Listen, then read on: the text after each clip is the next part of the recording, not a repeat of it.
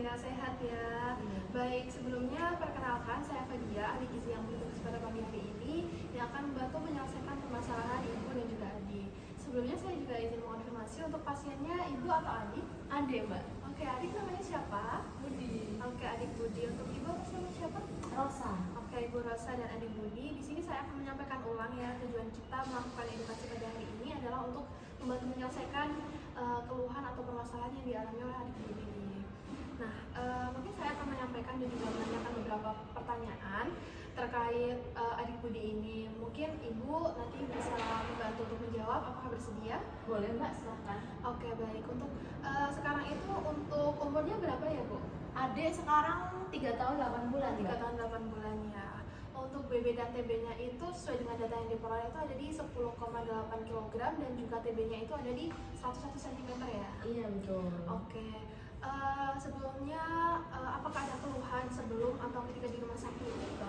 Sebelum masuk rumah sakit itu dia diare, muntah, terus lemes gitu mbak. Kalau dibangunin tuh sulit gitu. Oh, jadi lemas dan muntah, mual, diare juga ya? Iya betul. Oke. Untuk pelantarannya itu penyebabnya apa ya, Bu? Sebelumnya itu kita sempat beli ayam goreng tepung gitu. Tapi waktu adik mau konsumsi itu saya lupa manasin gitu mbak. Lupa pas belum makan itu ya. Iya. Oke, berarti langsung dibawa ke rumah sakit ke IGD gitu. Iya betul. Oke, di IGD juga masih mual muntah ya? Masih. Oke. Nah, berdasarkan data juga, ini terapi medis yang diberikan oleh dokter itu ada infus aspirin, ada injeksi ranitidin, ada juga ondansetron, ada cefotaxime, dan juga ada injeksi zinc, dan juga laftobi 2 kali 1 saset. Itu apakah benar, Bu? Betul, selama rawatan sih seingat saya begitu. Oke. Untuk makanan, apakah adik Budi ini ada alergi? Kalau untuk alerginya dia cuman alergi seafood aja sih mbak. Berarti nggak pernah makan seafood ya? Iya. Oke. Untuk pola makannya gimana, Bu? Apakah dia 3 kali sehari atau 2 kali? Mungkin ada snack. Dan juga untuk makanan yang biasanya dikonsumsi itu apa aja ya, Bu? Dia biasanya makannya tuh pagi, siang, sama sore kalau untuk makan besarnya. Terus biasanya tuh jajan atau selingannya itu di siang sama sore aja sih mbak. Terus makanan utama biasa nasi, terus mie sebulan sekali sih jarang. Terus dia tuh kalau proteinnya ayam oke, lele oke, tuna goreng juga oke, tahu tempe juga digoreng dia mau. Terus kalau untuk sayur sama buah sih kebetulan agak susah ya mbak ya. Berarti jarang makan sayur dan buah ya? Iya. Oke. Kalau untuk jajan atau snack itu biasanya adik Budi sering makan apa ya? Wafer sama susu gitu sih mbak. Sama camilan juga ya mungkin ya? Iya betul. Oke, adik suka makan jajan ya? Iya. Oke, mungkin saya akan meminta tolong Ibu untuk menyebutkan selama 24 jam terakhir ini adik Budi ini makan apa aja ya Bu? Mungkin dari sarapan, jajan, dan juga sampai makan malam gitu. Kalau untuk selama ini kan baru pulang dari rumah sakit ya mbak, baru 5 hari itu dia cuman bisa makan bubur sumsum tuh sepertiga porsi, sama susunya itu dia 2 kali minum tuh 75 cc deh 1 kali minumnya. Berarti hanya makan itu ya? Iya. Oke. Mungkin saya jadi menyimpulkan untuk pola konsumsinya adik ini agak kurang baik ya, karena walaupun variasinya sudah bagus, ada ayam, ada ikan lele, ikan tuna, tahu tempe itu, tapi masih jarang konsumsi sayur dan buah. Dan pola makannya itu juga baik ya, 3 kali makan dan juga 2 kali selingan. Namun hasil recallnya ini adik Budi ini masih sangat sedikit untuk makanannya, hanya makan bubur sumsum dan juga minum susu. Nah, yang selanjutnya itu saya juga mendapatkan hasil laboratorium. Untuk hasilnya itu sebagian besar sudah normal. Yang rendah itu hanya di kadar natriumnya saja. Nah, kadar natriumnya adik Budi ini ada di angka 132 dan normalnya itu ada di 155, walaupun sebenarnya kurangnya sedikit gitu ya. Nah, mungkin untuk penyebabnya itu karena adik Budi ini mual muntah yang cukup banyak ya, cukup parah itu menyebabkan kadar natriumnya itu ikut keluar, jadi ya turun di dalam tubuhnya itu. Yang selanjutnya apa ada keluhan lain Bu selama ini? Dia kan sekarang 3 tahun nih mbak, udah hampir 4 kan ya. Tapi dari umur 1 tuh BB-nya susah naik gitu. Susah naik ya, berarti dari 1 tahun udah MPASI? Sudah mbak, sudah. Kalau sudah MPASI itu jadinya kan tidak full ASI ya. Nah, mungkin itu bisa diperhatikan lagi pola makannya, variasi lauk, konsumsi makanan yang kurang bergizi juga bisa dikurangi seperti wafer dan juga keripik-keripik itu bisa agak dikurangi gitu. Jajannya tuh deh. Nah, baik selanjutnya itu adalah ada indikator untuk penilaian status gizi. Sebenarnya untuk adik Budi ini tinggi badannya itu sudah normal di usia 3 tahun, tapi untuk standar berat badan per umur ini masih di bawah standar. Jadi adik Budi ini terlalu kurus di standar anak umur 3 tahun seperti itu. Oh, itu kenapa Mbak kira-kira dia terlalu kurus tuh kenapa ya? Apa karena sakit ini atau gimana? Jadi kalau BB turun atau BB-nya kurang itu banyak ya penyebabnya. Nah, kalau adik Budi ini karena TB-nya tadi normal, itu mungkin bisa disebabkan karena lagi sakit. Nah, kalau lagi sakit ini kan tadi mual, muntah, jadi nafsu makannya turun, terus makanan yang masuk juga sedikit, dan itulah yang menyebabkan BB-nya itu juga ikut turun secara signifikan gitu. Nah, selanjutnya untuk asupan makan harian adik Budi ini seharusnya ada di angka 834 kilokalori untuk anak usia 3 tahun dan dengan tinggi dan juga berat badan seperti adik Budi ini. Nah, tapi menurut recall asupan makan adik Budi ini hanya mencapai 225 kilokalori saja, yang hanya mencukupi 27% dari kebutuhan normalnya seperti itu. Jadi itu masih jauh dari kebutuhan harian yang seharusnya itu bisa dipenuhi sampai 80% seperti itu. Mungkin kalau 80% itu ada di angka 500 sampai 600 kilokalori seperti itu. Nah, untuk yang selanjutnya, untuk pola makannya itu sudah bagus karena sudah ada 3 kali makan dan juga 2 kali selingan ya. Tapi karena mengkonsumsi sayur dan buahnya itu jarang, itu mungkin bisa mulai diperkenalkan pelan-pelan ya Bu tentang pengolahannya yang tidak terlalu kaget banget untuk adik Budi seperti itu. Nah, selain itu juga porsi makannya juga bisa ditambah ya Bu, karena yang barusan saya jelaskan juga inteknya itu masih sangat sedikit.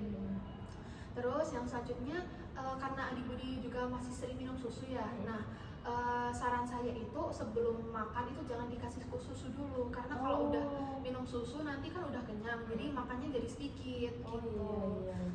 Terus untuk selingan, nah adik itu suka makan wafer segala macam ya. Untuk selingannya itu mungkin bisa diganti dengan sayur, dengan buah. Kalau sayur kayaknya agak susah ya, mungkin jarang bisa diganti dengan buah dulu, kayak jus buah atau buah dijadikan es krim seperti itu. Nah, kalau misalnya masih pengen wafer atau camilan keripik itu masih oke, tapi sedikit-sedikit dikurangi. Dan kalau misalnya mau itu diganti pakai yang lebih sehat dengan kadar MSG dan juga pengawet yang lebih sedikit gitu. Untuk adik Budi ini sering makan mie instan ya? Enggak sih Mbak, 1 bulan sekali aja. 1 bulan sekali, tapi mungkin untuk mie instan ini agak dikurangi dulu ya, karena mungkin juga mengandung MSG dan pengawet yang cukup banyak ya. Jadi nanti takutnya akan memberikan dampak buruk bagi adik Budi untuk kedepannya gitu. Kalau misalnya adik Budi masih pengen mie, itu nanti ibu bisa bikinkan sendiri mie dengan tambahan sayur atau tambahan protein, itu jadi lebih sehat dan juga MSG dan pengawetnya itu lebih rendah seperti itu. Sebelumnya apakah ada yang mau ditanyakan dulu Ibu? Kalau tadi kan boleh pakai buah ya Mbak ya, selingannya itu buahnya boleh apa aja? Iya, boleh apa aja selama dia doyan, selama dia mau juga nggak apa-apa gitu. Oke, mungkin yang selanjutnya saya memberikan contoh pola makan ya, atau pola konsumsi masakan gitu yang bisa dijadikan referensi untuk ibu dan adik Budi yang kalau misalnya bosen atau pengen gonta-ganti menu gitu. Untuk sarapannya itu ada nasi dan juga telur dadar bayam. Itu adik bisa makan nasi kan? Bisa Mbak. Oke. Untuk dadar bayamnya ini, bayamnya ini bisa di rebus terlebih dahulu, lalu dicincang dan juga dikocok bersama telur lalu digoreng saja itu. Itu mungkin rasanya tidak terlalu jauh ya dari telur goreng biasa. Terus untuk selingan pagi itu ibu bisa membikinkan puding buah mangga atau buah yang warnanya agak mencolok gitu biar lebih menarik untuk adik. Terus juga bisa ditambahin dengan susu juga karena adik juga suka minum susu ya. Lalu untuk makan siang itu ada nasi, sup ayam. Sup ayamnya itu isinya mudah aja, cuman brokoli dan juga ayam yang dipotong-potong dadu gitu. Pokoknya diselipin sayur gitu. Selipin sayur sedikit-sedikit dulu. Terus kalau misalnya kurang kenyang itu bisa ditambahkan dengan tahu goreng seperti itu. Untuk yang selanjutnya selingan sore, karena tadi buahnya sudah dijadikan puding, mungkin sekarang di jus ya biar lebih variatif, lebih seger gitu. Ada bisa jus jambu atau jus mangga gitu. Oh, baik. Untuk makan malam, karena tadi adik suka makan tuna juga ya. Tuna goreng ya, itu suka. bisa nasi goreng ditambahkan dengan tuna. Nah, selain itu juga bisa ditambahkan dengan wortel cincang agar ada sayur dan juga ada teksturnya seperti itu. Mungkin itu ya referensi menu masakan yang mungkin bisa dijadikan referensi untuk ibu untuk memberikan anaknya makan dengan yang lebih bergizi gitu.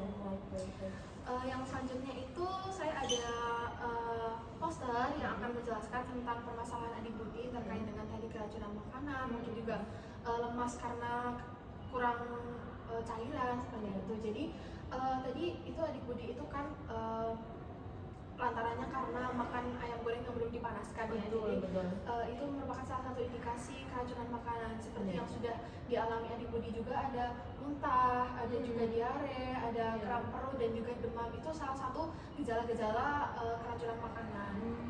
Nah, keracunan makanan ini tadi adik Budi juga berat badannya kan turun ya. Jadi muntah diare setelah keracunan itu menyebabkan kehilangan cairan dan nutrisi.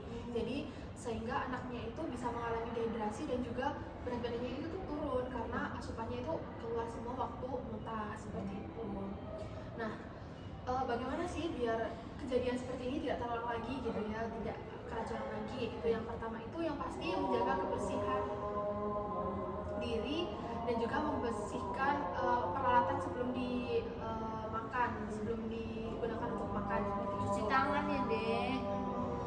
Nah, selanjutnya itu ada tingkat kematangan. Tingkat kematangannya itu ketika ibu masak itu terutama daging itu harus benar-benar sampai matang. Karena kalau tidak itu bakterinya masih bersarang di makanannya gitu ya. Terus yang selanjutnya itu ada penyimpanan makanan seperti yang dialami ibu itu kalau misalnya makanan sudah matang disimpan dalam suhu ruang itu hanya bisa bertahan sampai 4 jam. Karena kalau misalnya lebih dari 4 jam itu bakterinya itu masih hidup di situ gitu. Jadi kalau misalnya mau lebih dari 4 jam itu bisa disimpan di kulkas lalu dipanaskan untuk mau makan lagi gitu. Nah, ini contohnya untuk mencegah penurunan berat badan karena keracunan atau karena mual muntah yang banyak itu bisa ditambahkan konsumsi sayur dan juga buah. Konsumsi sayur dan juga buah ini pengenalan sedikit demi sedikit seperti itu. Yang selanjutnya juga ada makanan yang bergizi, terus variasi sayur seperti itu. Nah, yang selanjutnya pencegahan untuk makanan yang mungkin adik Budi ini sering makan wafer gitu. Jangan lupa selalu cek tanggal kadaluarsanya. Takutnya nanti terlewat tanggal kadaluarsanya gitu. Nah, yang selanjutnya itu ada hidrasi. Karena tadi adik Budi kan kelihatannya lemas gitu kan, lemas gitu. Jadi tadi itu merupakan salah satu gejala dari dehidrasi. Nah, gimana sih cara untuk mencegahnya? Itu bisa menambahkan air minum gitu, apa jus termasuknya itu juga bisa menjadi salah satu usaha untuk mengurangi dehidrasi. Dan juga kalau misalnya dehidrasinya itu sudah berat itu bisa ditambahkan dengan oralit. Nah, oralit itu larutan gula dan juga garam gitu. Kalau misalnya itu untuk kasus yang sudah berat gitu saja. Kalau misalnya adik Budi ini karena belum terlalu berat juga masih bisa dicegah dengan air putih atau air jus seperti itu. Baik, yang selanjutnya itu ada untuk pemantauan atau pencegahan penurunan berat badan yang berarti itu juga bisa dicek dengan penimbangan berat badan. Penimbangan berat badan ini kalau misalnya ibu ada timbangan di rumah itu bisa secara berkala itu ditimbang misalnya seminggu, 2 minggu gitu. Kalau misalnya ada posyandu juga ibu jangan lupa selalu ikut posyandu karena di sana juga banyak sekali masukan-masukan yang mungkin dari ibu kader yang akan yang bermanfaat untuk ibu dan juga adik. Iya, baik. Nah, selanjutnya ada konsultasi medis seperti yang sedang ibu lakukan sekarang, itu untuk menangani agar kondisi adik Budi ini tidak semakin parah. Ya, yang selanjutnya itu mungkin ada tambahan untuk natrium tadi ya, karena adik Budi ini kurang natrium. Itu bisa ditambahkan dengan konsumsi makanan yang mengandung natrium alami, jangan natrium yang buatan. Kalau misalnya ciki-ciki itu kan natriumnya dari buatan. Ya, jadi yang natrium yang alami itu seperti yogurt, ada telur, juga ada keju juga gitu. Terus mungkin ini saya ada sedikit tips untuk ibu dan juga bapak di rumah. Itu yang pertama, kalau misalnya makanan itu selalu dipanaskan, jangan lupa. Terus yang selanjutnya ada perhatikan kebersihan dan penyimpanannya. Terus untuk ibu dan bapak itu juga waspada tentang tanda-tanda atau gejala yang mungkin terjadi pada adik, itu mual, muntah, atau diare seperti itu. Terus pemenuhan zat gizinya juga jangan lupa, ada kebutuhan kalorinya berapa, terus proteinnya, jangan sampai kekurangan intake seperti yang sedang terjadi di adik Budi gitu. Dan yang terakhir itu membatasi atau mengurangi makan makanan camilan instan yang kurang bergizi. Mungkin angka baiknya diganti dengan buah seperti itu. Mungkin itu yang saya sampaikan. Mungkin bisa dilihat terlebih dahulu posternya untuk adik dan juga ibu. Ada yang mau ditanyakan ibu? Sudah Kak, cukup tuh. Oke, jika sudah cukup, semoga sesi edukasi dan konseling pada pagi hari ini bisa lancar, bisa bermanfaat untuk ibu, adik, dan kedepannya. Semoga kejadian seperti ini tidak terulang lagi ya ibu. Semoga sehat selalu dan tetap jaga